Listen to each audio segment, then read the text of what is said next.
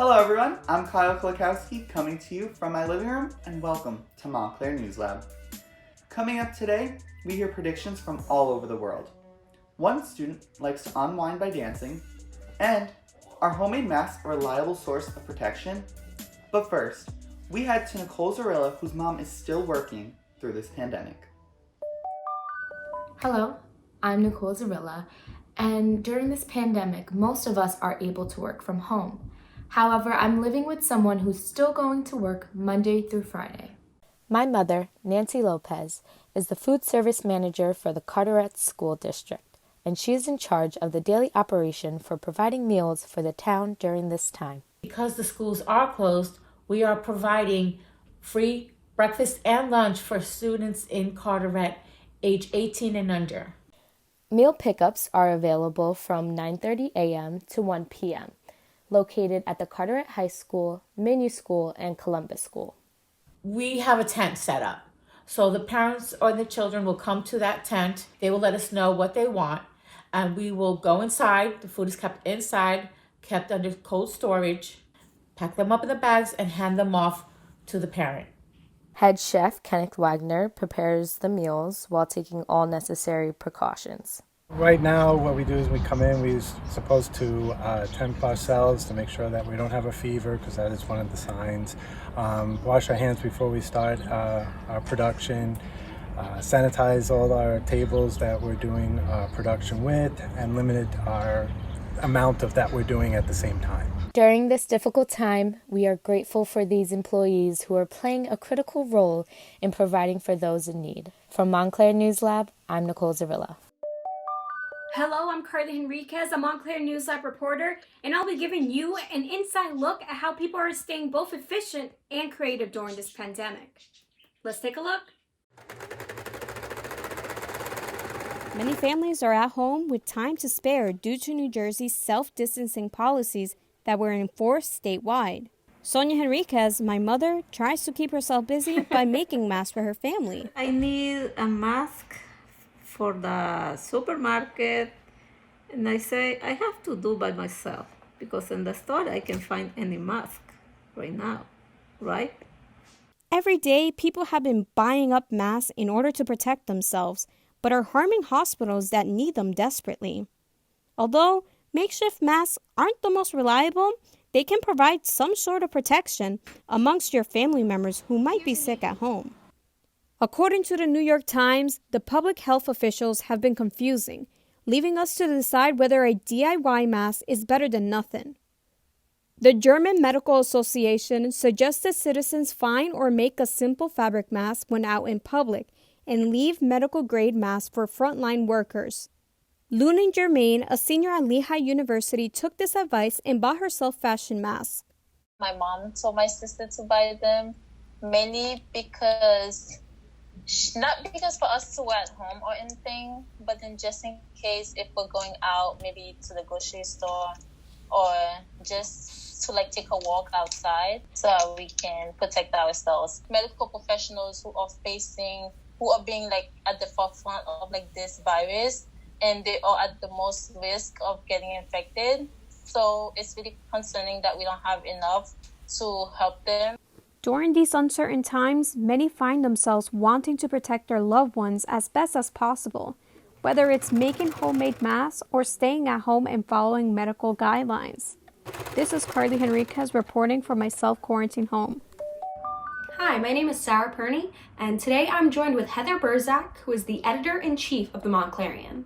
Hello, how are you? How is the Montclarian operating during this crisis? At first, when this all happened, our e-board, we had no idea what we were going to do. But luckily, we've established contact via Slack before this all happened. This is just where we have our main line of communication. And we also have weekly meetings over Zoom. And of course, we as an e-board decided to just do online content.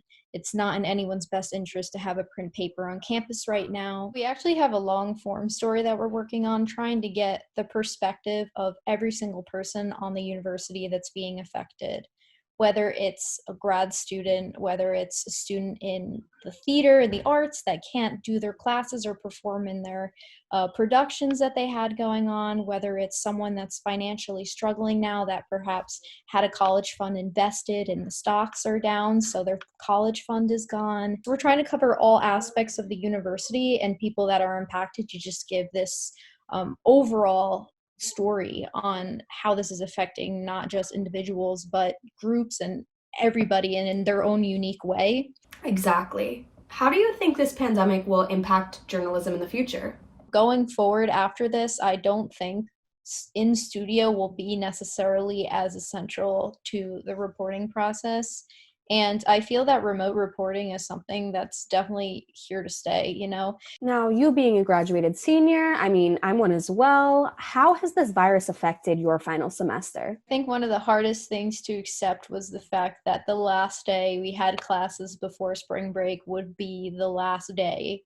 I guess the worst thing you can do in a situation like this is let it eat you up. Honestly, the Montclarian is something that's keeping me sane, keeping me grounded, keeping me still moving and doing work. Yeah, it's hard knowing that this is my senior year of college, but at the same time, I guess one way I've been thinking about it is we're part of history. To stay up to date with the latest COVID-19 news, check out The Montclarian on Instagram, Facebook, and Twitter at The Montclarian, and visit their website, themontclarian.org, for more. My name is Mandana Mahalati. This is a story about a family who had to separate because of the crisis we're in. They stay connected and they try to live their lives. This is my family. This is the part of my family in New Jersey right now. That's my mother, Evie, and my two younger brothers, Joey and Maximus, with me. For the last 6 months, my father, Joe, and younger sister, Kiki, have been temporarily working in Miami, Florida. Now they are stuck there. Living apart from my wife has been very difficult just to begin with, I can say that. And away from the kids, just miss them. I don't know, I feel like we've always been a good team, and when he's not here, we kind of feel a little disconnected, you know, like we still talk and everything, but it doesn't feel the same. I'm always concerned about Evie and the boys and their exposure, especially during the beginning when they were in school, when I knew that they were going to cancel the schools. I just saw this coming. Well, in the beginning, I didn't think it was that serious. Then the school closed down, and I thought, well, Sally, then this must be serious. My life was already full of responsibilities to begin with. And now with this situation going on, I have even more responsibilities placed upon me. For example, now I have to kind of like be a teacher to Maximus, because after the 1 hour that the teacher spends with him on virtual meetings, that's it. It's up to me to make sure his work gets done. It's a lot of work, and trying to work at the same time and stopping every 5 minutes I have to attend to them, it's a lot. But hopefully this will be over soon. My parents miss each other and have been talking about a reunion during the past few weeks, and now they have a plan. My father is going to rent a car and drive back home with my sister. I just love him. I miss him. So I guess I'll wash my hands before I do anything, and I will have my mask on, which I'm going to have to wipe down before I come and see you guys. Can't wait to see you guys soon. We're dying to see you guys. We love and miss you guys so much. A family separated by a pandemic, but connected by technology and love. From Montclair News Lab, I'm Mandana Mahalati.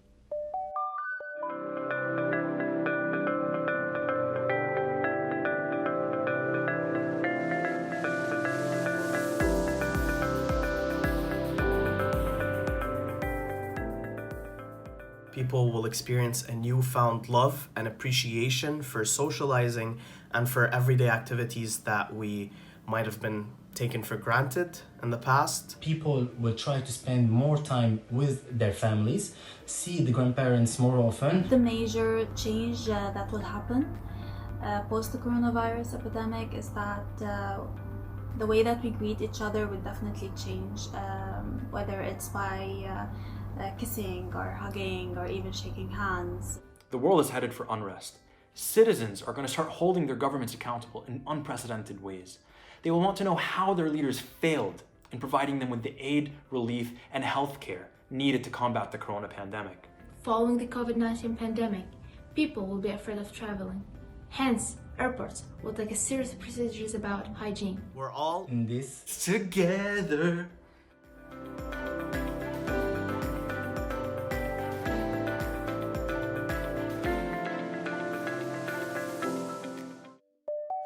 Hi everyone, my name is Giovanna Boggins. Due to the spread of COVID-19 and everyone being quarantined in their houses, I have taken advantage of this extra time and invested it in art. And now I usually don't have this much time to draw in college because it takes me about 6 hours to complete my drawings, but I'm going to show you what I draw and how I draw. First, I go on Pinterest and find a photo that I like. I mimic it. I do not copy it completely. And here I am sketching out what I am about to draw. Here I kind of just label out what I want. Like this is her head and this is the end of the skyline and these are her legs and this is her shirt. So when I start painting, I'm kind of aware of my boundaries.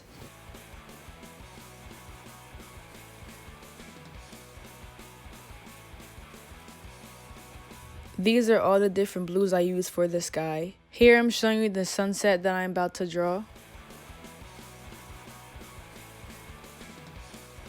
Here I mix red and yellow to create different oranges for the sunset. To get a lot of color, all I do is dip this color I have already in water.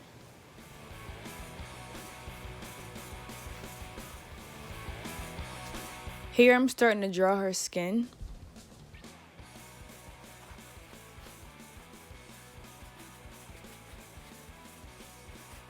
Now I'm making her afro. I dip white and brown to make a lighter brown for her hair color.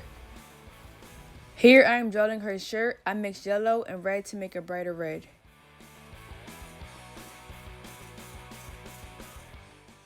Now one of the most important things to do is to add depth in your photo, so I use white or a lighter or darker color to add into her hair to make it look more realistic.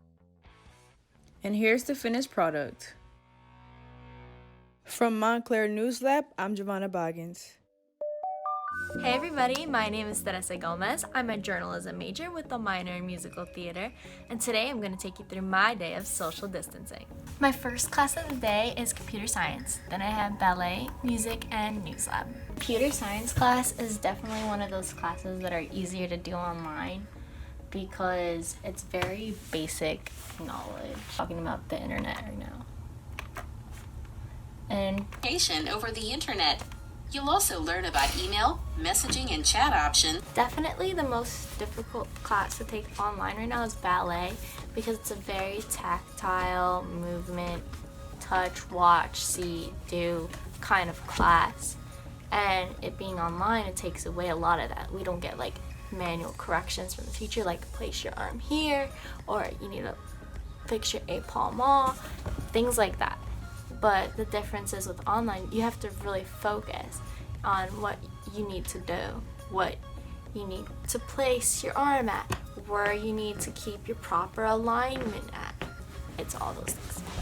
In between my breaks of my classes, I like to call my friends and just catch up and chat a little bit. Because it's really nice outside, I decided to take a break and just get some exercise.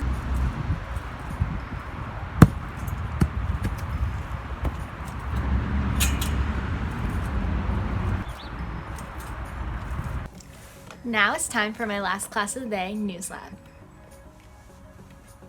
1. And that's it for today. Follow us on Instagram and Facebook at Montclair News Lab, on Twitter at MSU News Lab, and catch up with us on our website, montclairnewslab.tv for more. From everyone at Montclair News Lab, stay safe and stay home. I'm Kyle Klakowski. See you next time. For more information, visit covid19.nj.gov. To learn more about relief efforts, visit njprf.org.